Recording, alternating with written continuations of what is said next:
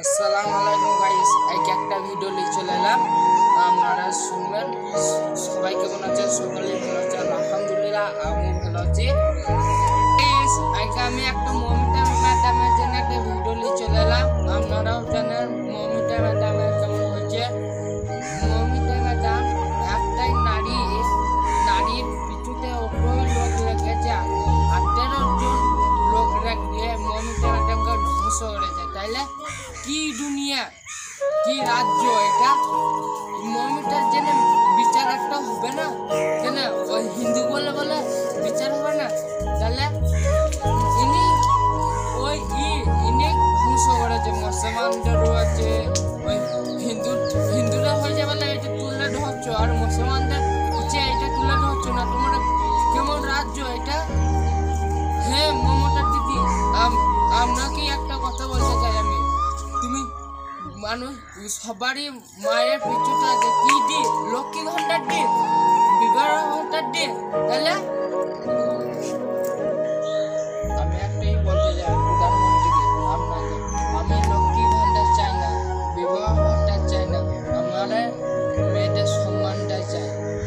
রাজ্যটা কেমন হয়েছে না, সম্মান দিচ্ছেন না। লোকের মাথায় মা জিন্নাটা করাই হারাম। আমাদের নবীজিকে একটা ছেলে শুধাইছে, আমি একটা মেয়েকে খুব ভালোবাসি, নবীজি বলছে না, দেবার নবীজির কাছে যেয়েছে, দেবার বলছে না, আবার 3 বেলায় যেয়েছে, বলছে তুমি ভালোবাসি কিলি, এটা জিন্না, তুমি কি লাও? গেঞ্জে খাও, মদ খাও, দাড়ি নাই, নামাজ জানো? বলছে নবীজি আমি নামাজ জানি না। তাহলে জিন্না কি? জিন্নার কাজ আমার বোনের সাথে জিন্না করলে কেমন আমার গায়ে লাগে, আমার মায়ের সাথে জিন্না করলে আমার কেমন গায়ে লাগবে। তাহলে মমতা দিদিকে যেমন জিন্না করেছে, মমতার মা বাপের জানে লাগছে যে আমি একটা ছেলে হয়ে এইটা করে ছাড়তে পারলাম, লজ্জায় বিশ্ব।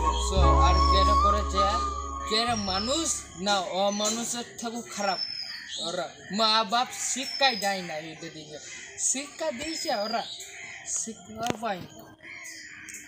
আমি তো একটা ছেলে মানুষ, মমিটার জন্য লজ্জায় বিশ্ব।